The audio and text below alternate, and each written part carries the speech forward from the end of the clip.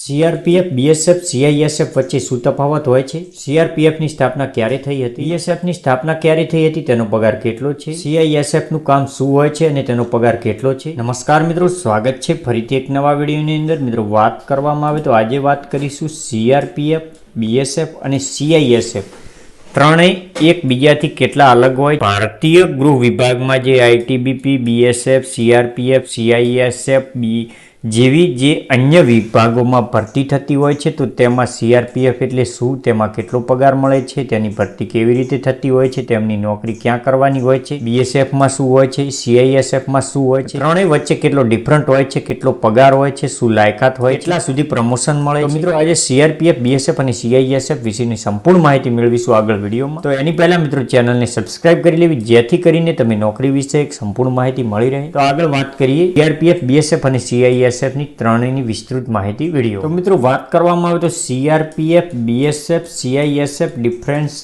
BSF અને CRPF, CAPF એટલે કે કેન્દ્રીય સશસ્ત્ર પોલીસ દળ હેઠળ આવે છે. મિત્રો, બીએસએફ અને સીઆરપીએફ, સીએપીએફ કેન્દ્રીય સશસ્ત્ર પોલીસ દળ હેઠળ આવે છે, પરંતુ સીઆઈએસએફ આ બંનેથી અલગ છે. જો કે તે કેન્દ્રીય ગૃહ મંત્રાલય હેઠળ પણ કામ કરે છે. તો ચાલો આ ત્રણેય દળો વચ્ચેનો તફાવત અને પગાર વિશેની માહિતી મેળવીએ.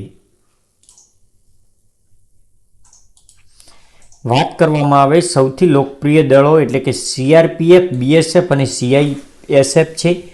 આમાં જે તમે જોઈ શકો છો, તમામ લોકોને સીઆરપીએફ, બીએસએફ અને સીઆઈએસએફમાં લોકપ્રિય દળમાં આવે છે. આમાં સીઆરપીએફ અને BSF central armed police force હેઠળ આવે છે, જ્યારે સીઆઈએસએફ એ અલગ ફોર્સ છે. મિત્રો, બીએસએફ અને સીઆરપીએફ એ બંને આર્મ્ડ પોલીસ ફોર્સ હેઠળ, તેમજ સીઆઈએસએફ એક અલગ ફોર્સ છે. કેન્દ્રીય સશસ્ત્ર પોલીસ દળ અને સીઆઈએસએફ કેન્દ્રીય ગૃહ મંત્રાલય હેઠળ આવે છે. તમે જોઈ શકો છો, દર વર્ષે આ દળોમાં કોન્સ્ટેબલથી લઈ અને આસિસ્ટન્ટ કમાન્ડન્ટ સુધીની હજારો ખાલી જગ્યાઓ પર ભરતી થાય છે. તો જાણીએ તમામ દળમાં કઈ રીતે હોય છે પગાર ધોરણ અને તેનો ડિફરન્સ. સૌથી પહેલા વાત કરીએ સીઆરપીએફ. સીઆરપીએફનું પૂરું નામ છે સેન્ટ્રલ રિઝર્વ પોલીસ ફોર્સ. દેશના તમામ કેન્દ્રીય સશસ્ત્ર દળોમાં સૌથી મોટું દળ એટલે કે સીઆરપીએફ છે. તેની પ્રાથમિક ભૂમિકા રાજ્યના કેન્દ્ર શાસિત પ્રદેશોમાં કાયદો અને વ્યવસ્થા જાળવવાની અને આતંકવાદ સામે લડવાની છે. સીઆરપીએફનું મુખ્ય કામ કાયદો વ્યવસ્થા અને આતંકવાદ સામે લડવાનું. તેની સ્થાપના વર્ષ 1939માં ક્રાઉન રિપ્રેઝેન્ટેટિવ પોલીસ તરીકે કરવામાં આવી, જે 28 ડિસેમ્બર 1949ના રોજ સીઆરપીએફ એક્ટ લાગુ થયા બાદ સેન્ટ્રલ રિઝર્વ પોલીસ ફોર્સ બની ગઈ. એટલે કે મિત્રો, સીઆરપીએફ નું અત્યારે પૂરું નામ સેન્ટ્રલ રિઝર્વ પોલીસ ફોર્સ છે. આગળ વાત કરવામાં આવે બીએસએફ. સૌને ખબર છે, બીએસએફ એટલે કે બોર્ડર સિક્યુરિટી ફોર્સ. એ માત્ર ભારત જ નહીં પરંતુ વિશ્વનું સૌથી મોટું બોર્ડર ગાર્ડ ફોર્સ છે. મિત્રો, ખાસ વિશ્વનું સૌથી મોટું બોર્ડર ગાર્ડ ફોર્સ એટલે કે બીએસએફ. પ્રાથમિક ભૂમિકા શાંતિકાળ દરમિયાન આંતરરાષ્ટ્રીય સરહદ પર દેખરેખ રાખવાની છે અને સરહદ પર થતા ગુનાઓને રોકવાની છે. તે બાંગ્લાદેશ અને પાકિસ્તાનની સરહદ પર તૈનાત છે. હાલમાં બીએસએફની કુલ 192 બટાલિયન છે. આ દળ 6385 કિલોમીટર લાંબી આંતરરાષ્ટ્રીય સરહદની સુરક્ષા કરે છે.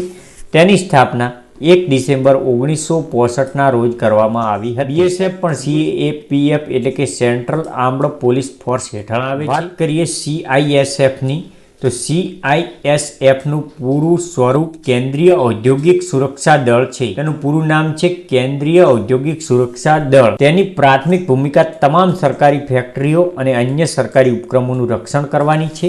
સરકાર માન્ય તમામ જે કંપનીઓ તેમજ તેમના જે ઉપક્રમોનું રક્ષણ કરવાનું છે, જેમાં રેલવે સ્ટેશનથી લઈ અને ન્યુક્લિયર પ્લાન્ટ, બંદરો, એરપોર્ટ, પીએસયુ વગેરેની સુરક્ષા સામેલ છે. એટલે કે મિત્રો, રેલવે સ્ટેશન હોય, બંદર હોય, રાખેલ હોય છે. સીઆઈએસએફ ની સુરક્ષા તે તમામ સરકાર માન્ય જે ફેક્ટરીઓ, ઉપક્રમો હોય, જે બંદરો, ન્યુક્લિયર પ્લાન્ટ, એરપોર્ટ, પીએસયુ વગેરે જગ્યાએ સીઆઈએસએફની સુરક્ષા હોય છે. વાત કરીએ પગાર વિશેની, તો સીઆરપીએફ, બીએસએફ અને સીઆઈએસએફમાં પગાર વિશે, તો સીઆરપીએફમાં પગાર લેવલ 10 હોય છે, જેના હેઠળ સહાયક કમાન્ડન્ટનો મૂળ પગાર 56,000 રૂપિયા સ્ટાર્ટિંગ પગાર હોય છે.